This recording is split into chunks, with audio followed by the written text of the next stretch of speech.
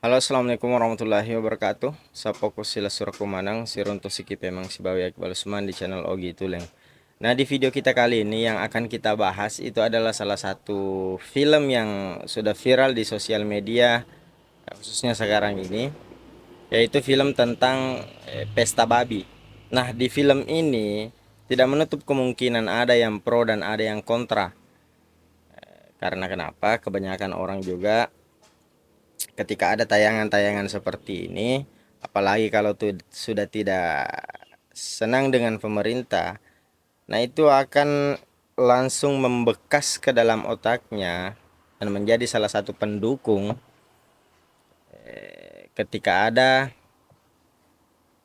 yang mencari atau memberikan kritikan terhadap pemerintah. Ya, kritik itu tidak dilarang. Kemudian ada juga yang pro. Nah, kita berbicara pro dan kontranya terhadap film ini. Tapi kalau menurut saya, ini hanya menurut saya. Saya menganggap film ini hanyalah, ya seperti namanya adalah film, jadi saya menganggapnya ini adalah hiburan. Yang dimana banyak juga pelajaran-pelajaran yang bisa kita ambil dalam film ini. Akan tetapi sebelum menelannya mentah-mentah, perlu kita ketahui atau cari kebenaran dari apa yang kita terima dalam film ini. Nah, apa itu film Pesta Babi? Nah, film Pesta Babi ini itu bisa kita katakan kolonialisme di zaman kita pada saat ini. Film itu adalah sebuah film dokumenter investigatif yang membahas realitas yang terjadi di Papua Selatan. Nah, khususnya terkait konflik tanah adat, proyek-proyek dari pemerintah, ekspansi proyek industri besar, dan perubahan lingkungan. Nah, film ini tidak berdiri sebagai hiburan, tetapi sebagai karya jurnalistik visual. Ia merekam bagaimana masyarakat adat di wilayah seperti Maroke, Boven Digoel, dan Mapi menghadapi perubahan besar akibat masuknya proyek strategis nasional seperti perkebunan skala besar dan program ketahanan pangan. Dari segi judulnya Pesta Babi.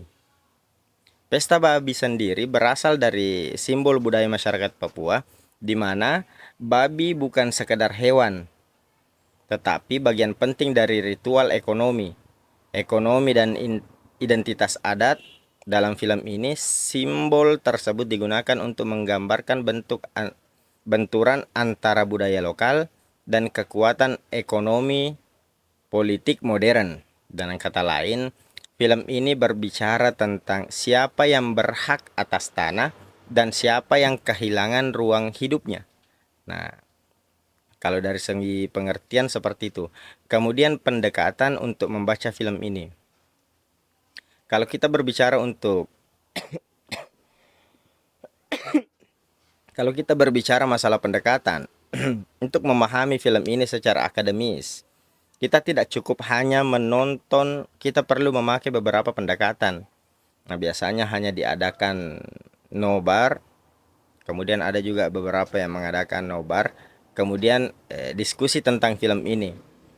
Nah, itu harus dilanjutkan dengan diskusi karena kenapa? Jangan sampai orang yang menonton film ini menelan mentah-mentah. Nah, kalau kita berbicara masalah pendekatan,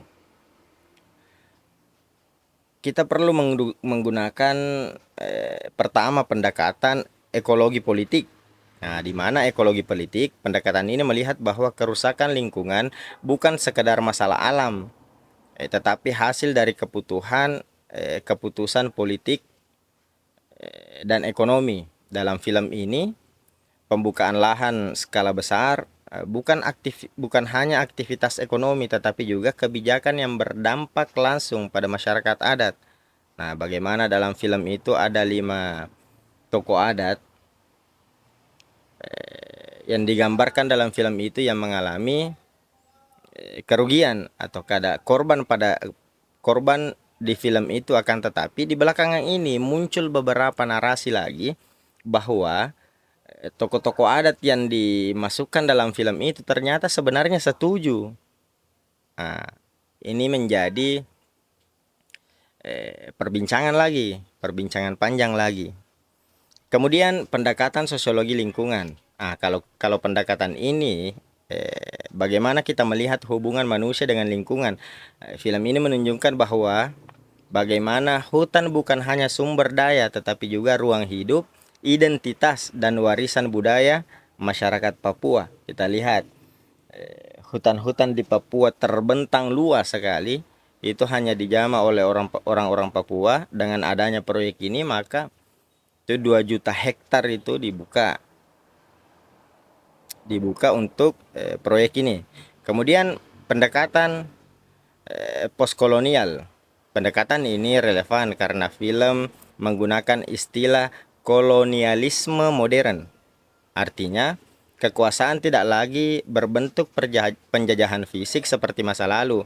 Tidak lagi perang seperti masa lalu, penjajahan oleh Belanda pada masa lalu. Itu tidak lagi seperti itu. Akan tetapi, bisa berubah dominasi ekonomi, kebijakan pembangunan, dan kontrol atas sumber daya alam. Nah, kemudian, kita bisa menggunakan analisis wacana kritis. Pendekatan ini melihat bagaimana bahasa digunakan, misalnya pembangunan bisa berarti kemajuan bagi negara, tapi bisa berarti kehilangan tanah bagi masyarakat lokal. Itu 2 hal yang berbeda. Kalau kita menggunakan analisis wacana kritis, yang kalau dari pemerintah itu adalah pembangunan, bisa berarti kemajuan bagi pemerintah, bagi negara, tapi pembangunan itu bisa berarti kehilangan tanah bagi masyarakat lokal. Film ini memperlihatkan perbedaan makna tersebut. Kemudian sudut pandang penonton ini terbagi menjadi 2. Ada yang pro dan ada yang kontra. Kalau yang pro, penonton yang mendukung film ini biasanya melihat sebagai satu suara yang tidak terdengar. Film ini dianggap memberi ruang bagi masyarakat adat Papua untuk menyampaikan pengalaman mereka langsung. Jadi, secara tidak langsung ketika adanya film ini, masyarakat Papua yang suaranya dulu tidak terdengarkan, akhirnya terdengarkan melalui film ini. Meskipun di video-video lain pasti adalah aspirasi dari masyarakat Papua, mungkin orang awam seperti kita belum pernah mendengarkan, akan tetapi pasti sudah sampai di pemerintah apa yang ia minta sebelum-sebelumnya. Kemudian kritik terhadap ketimpangan. Film ini dipandang sebagai pengingat bahwa pembangunan tidak selalu adil dan bisa melahirkan ketimpangan. Kemudian ketiga, kesadaran lingkungan. Penonton pro melihat film ini sebagai alarm tentang kerusakan hutan dan ancaman ekosistem. Karena kalau kita saksikan dari segi video yang beredar, itu memang pembukaan lahan seperti itu dengan waktu yang singkat, 2 juta hektar itu bisa terbuka dengan secepat mungkin. Mungkin itu bisa dikatakan sebagai pengerusakan hutan dan ancaman ekosistem. Karena kenapa? Di hutan itu banyak, kita berbicara masalah hewan, banyak hewan di sana. Kemudian mata pencaharian masyarakat itu biasanya di hutan, apalagi kalau masyarakat Papua di pedalaman itu biasanya di hutan berburu. Kemudian fungsi kontrol sosial. Film ini dianggap penting untuk mengawasi kekuasaan agar tidak berjalan tanpa kritik. Nah, dengan adanya film ini, itu bisa dikatakan bahwa ini sebagai kontrol sosial. Jangan sampai pemerintah melanjutkan proyek tanpa dia sadari bahwa sebenarnya ada yang protes, ada yang tidak setuju, ataukah ada kritik dari masyarakat. Makanya dalam kontrol sosialnya, film ini dianggap penting untuk mengawasi kekuasaan, apa yang dilakukan pemerintah di sana. Kemudian dari sudut pandang penonton yang kontra, ada juga penonton yang mengkritik film ini, dianggap tidak berimbang. Itu yang pertama, dianggap tidak berimbang sebagai sebagian penonton menilai film ini terlalu fokus pada sisi dampak negatif tanpa memberi ruang cukup pada perspektif pemerintah atau manfaat pembangunan. Nah, seperti yang saya katakan tadi, dalam film ini itu semua yang dibahas itu tentang keburukan apa yang dilakukan oleh pemerintah terhadap Papua. Nah, itu yang sangat-sangat mengkerucut dalam pembahasan di film ini. Kemudian tanpa menjelaskan atau memberi ruang cukup pada perspektif pemerintah atau manfaat pembangunan. Nah, tidak menjelaskan apa manfaat pembangunannya nanti, apa sebenarnya tujuan pemerintah melakukan hal ini, itu tidak dibahas seperti itu. Kemudian isu sensitif politik. Karena membahas Papua, film ini dianggap masuk ke wilayah yang sensitif secara politik dan keamanan. Karena kenapa? Kita ketahui bersama di Papua itu ada KKB, kelompok separatis bersenjata.